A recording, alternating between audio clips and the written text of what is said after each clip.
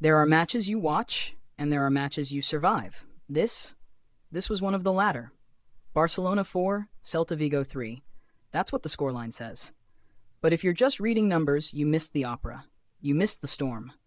This wasn't a football match. It was a symphony composed entirely out of chaos, scored in bruises, missed chances, and the ghost of defensive structures long abandoned.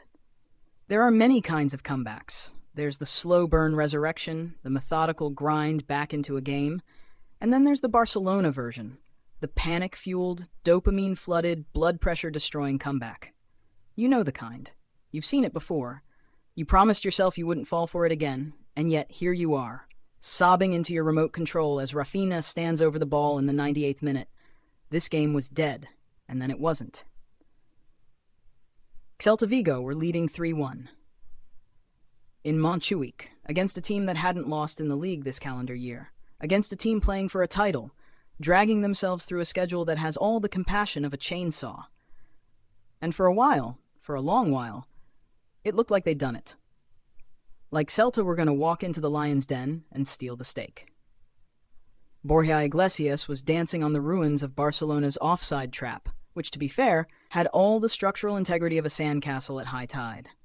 3 goals, a hat trick, and not a single one felt like an accident. This wasn't some freakish collapse where everything went in off someone's shin. This was targeted. Clinical. It felt earned. And yet, Barcelona clawed back with the desperation of a team that knew what was on the line. 7 points clear if they win, only 4 if they don't. And the man who unlocked the door? Yamal. Because of course it was. The teenager with the grace of a ballet dancer and the timing of a horror movie villain. He comes on, immediately starts sowing panic into Celta's defense, and delivers the cross for Raphinha's header like it was drawn up in some divine tactics board in the clouds. Olmo scores. Raphinha scores. And then, drama. If you didn't feel that final 10 minutes in your chest cavity, you may be legally deceased. VAR steps in. A pause. A pitch-side monitor visit. A collective intake of breath that echoed from Montjuic to Madrid.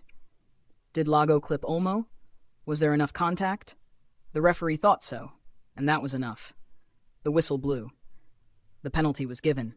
And then came Raphinha, calm as a glacier, smashing it into the top right corner like it was the most natural thing in the world, like this whole match hadn't been one long scream into the void.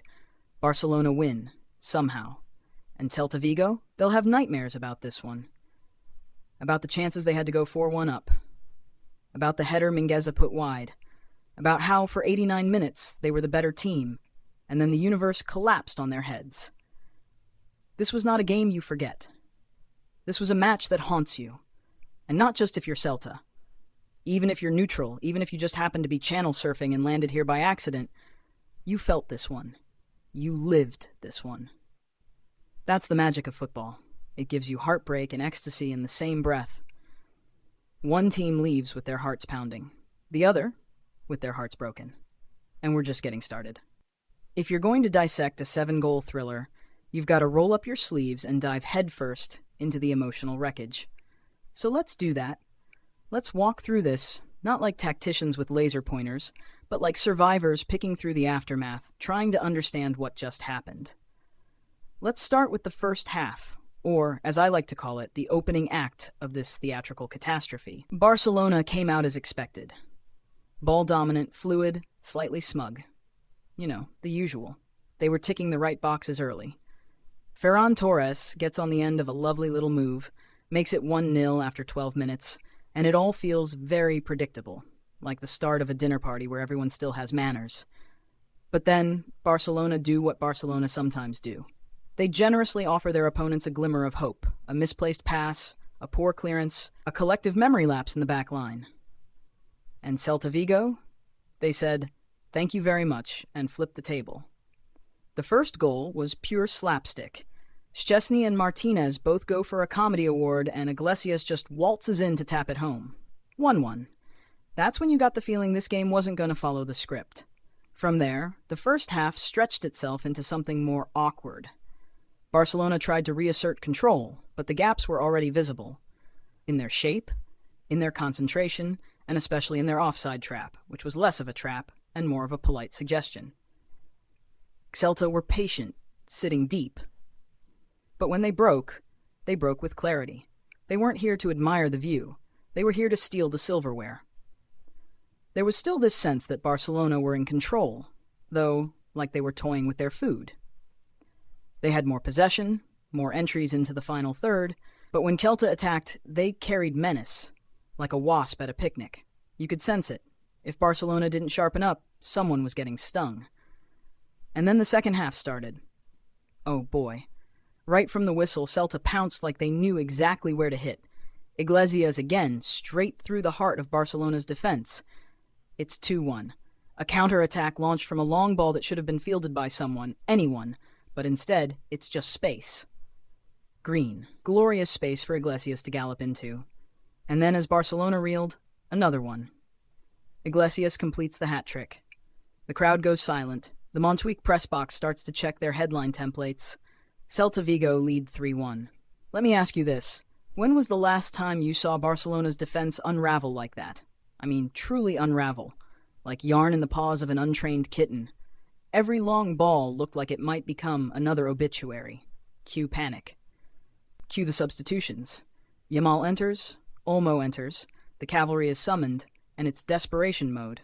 And suddenly, from desperation, comes creation. Olmo pulls one back, a goal that says, okay, we're not dead yet. Then Yamal decides he's had enough of this trailing-at-home nonsense and floats in the perfect cross for Raphinha, who nods it in like he's signing an autograph. 3-3. Breathless. At this point, the match is no longer a tactical battle. It's pure emotion. It's survival. Celta are retreating into their shell, trying to hold on. Barcelona are hammering at the gates, and every touch, every foul, every substitution is met with a chorus of groans or howls. And then comes the crescendo. Olmo goes down, VAR steps in, and you know that this is going to explode in one direction or another. The review happens. Penalty given. Raphinha steps up and plants it into the top corner like he's putting a signature on the Mona Lisa. Full-time whistle. The end of a match that defied logic, taste, and structural integrity. But let's not pretend it was clean. This wasn't an elegant remontada. This was a comeback assembled with duct tape and sheer willpower. It was ugly. It was thrilling. It was football in its most primal state. Barcelona went from lifeless to relentless. Celta went from heroic to heartbroken. And you? You aged about 6 years watching it. So let's just ask it outright. What exactly are these two teams? Because after 98 minutes of emotional damage, we're not left with clarity. We're left with character. And maybe that tells us more than any data table ever could. Let's start with Barcelona. Barcelona are a team chasing ghosts. Ghosts of the treble. Ghosts of the glory days. Ghosts of a club identity that once meant something sacred. Cruyffian football, DNA, all that beautiful poetry. But right now, this is a team trying to win a title while holding a papier-mâché defense together with old chewing gum and good intentions. They are still alive in LaLiga. They are still alive in the Champions League. And yet, at times, they do not look alive in the actual match. They sleepwalk through moments. They misplace passes that should be routine, and the offside trap, my God, the offside trap. If that's a trap, then my couch is a Formula One car. And yet, they found a way. Barcelona have this maddening resilience baked into their DNA. It's like they're powered by chaos. You think they're dead, and then, out of nowhere, they start swinging like a cornered animal.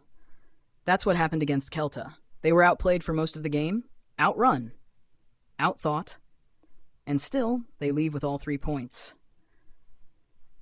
This is not the best Barcelona side we've seen, but it might be one of the most stubborn, and that counts for something.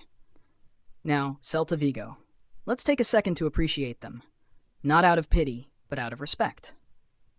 Because this team came to Montjuic, looked Barcelona in the eye, and did not blink. For 85 minutes they were better, more purposeful, more organized, more hungry.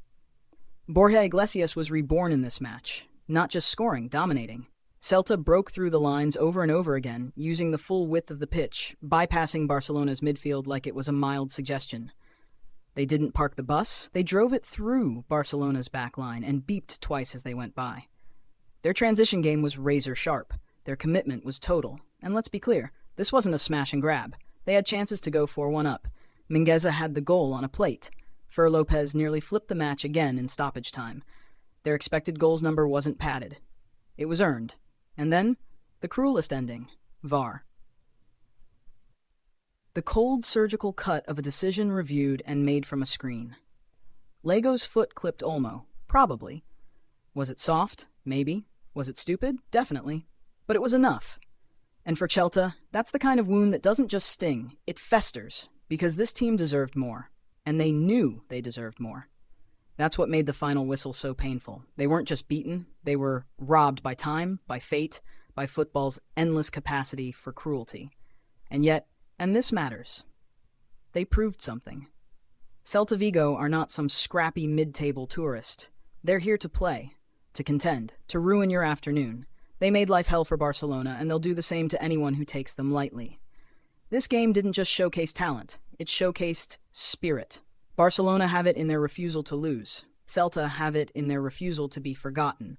So what do we take from this? Barcelona can smell the title now. They are battered. Yes, but they are moving. 7 points clear for now. The final sprint is coming and they're still on their feet. Celta? If they hold on to this version of themselves, the fearless, ambitious, vertical chaos engine, they're going to ruin more parties before this season's done. Let's talk about the people, the men on the pitch. Because all the tactics, all the formations, all the analytics in the world don't mean a thing if the players don't show up. And in this one, they didn't just show up. They dragged us through it. Let's start with the man of the hour, the chaos conductor, the agent of final act destruction. Raphinha. 2 goals, 1 assist, a yellow card, a physical altercation. A penalty under nuclear pressure. That's not a stat line. That's a biography. He was everywhere. And he played like a man possessed, or at the very least like someone who just found out the stadium is built on an ancient burial ground and decided to channel the spirits. That penalty, let's not gloss over it. It's the 98th minute. You've already come back from the dead, and now you've got the entire weight of a season sitting on your shoulders. And what does Raphinha do? He takes a breath and wallops it into the top corner like he's putting the finishing touch on a mural. Not just scoring, declaring. No fear. No hesitation. Just rage and art. Then there's Yamal, 16 years old. Barely old enough to rent a movie, already old enough to flip a LaLiga match on its head. He didn't just assist Raphinha's equalizer, he shifted the atmosphere. Before him, Barcelona looked tense, tangled in their own feet. After him, movement, purpose, a sense of destiny returning to the field. Yamal doesn't play like a kid. He plays like an old soul stuck in a young body, like someone who's been here before in a dream and knew exactly what had to happen. The ball comes to him, and suddenly defenders are making career decisions in real time. That assist? A cross threaded between bodies like a needle through silk. He didn't just change the match. He rescued it. Danny Olmo, too. You want to talk about impact. 1 goal, several headaches created, and the foul that got Barcelona the penalty. He came on like a shot of espresso straight to the heart of Celta's midfield. He didn't just add energy, he added control. Presence. The kind of presence that says we are not losing this match. And then you have Borja Iglesias. The hat trick. The movement. The ruthlessness. You know what was special? He didn't look like a man shocked by his own goals. He looked like a man expecting them. Like he woke up that morning, brushed his teeth, and said, I'm going to ruin Barcelona's day. And for 70 minutes, he did. His finishes were all about timing, positioning, and cruelty. He punished Barcelona's disorganization with the kind of cold-blooded poise that makes defenders question their life choices. The hat trick wasn't a fluke. It was a verdict. And speaking of defenders questioning their life choices, Barcelona's backline. Where do we even start? The offside trap was a rumor. De Jong, Martinez, Cubarsí, they all had moments that belonged in a Halloween special. Szczesny tried his best to be a one-man wall, and he did have some strong saves, but that first goal? That was a gift-wrapped trauma. Barcelona were exposed, frequently and dramatically. The spine was weak, the spacing was a mess, and yet, in the only metric that matters, they somehow didn't break. Celta's goalkeeper Guaita had a mixed evening. He made a few crucial stops, including one to deny Fermin Lopez early on. But there's only so many point-blank Raphinha headers and high-pressure penalties a man can be expected to stop. He was good, just not good enough. And Oscar Mingueza, the ex-Barcelona man trying to write a bitter twist in the script. That header at the death, that was the moment. That was the alternate ending, and he missed it. By a foot, maybe less. If he scores, we're telling a different story. But he didn't, and football is cruel. There were other performances, too. Small, significant, strange. Ferran Torres, bright early, faded late. Lewandowski celebrating his 100th La Liga appearance by existing mostly as a decoy. Pedri, drifting in and out like a ghost. Gavi, arriving late, almost scoring with his first touch. Carrera for Celta, with the assist and energy to match. But in the end, it was the individuals who could turn moments that decided this. Raphinha, Yamal, Olmo, Iglesias, those were the names in lights. Those were the names in pain. And when the curtain fell, only one team was still standing. Barely.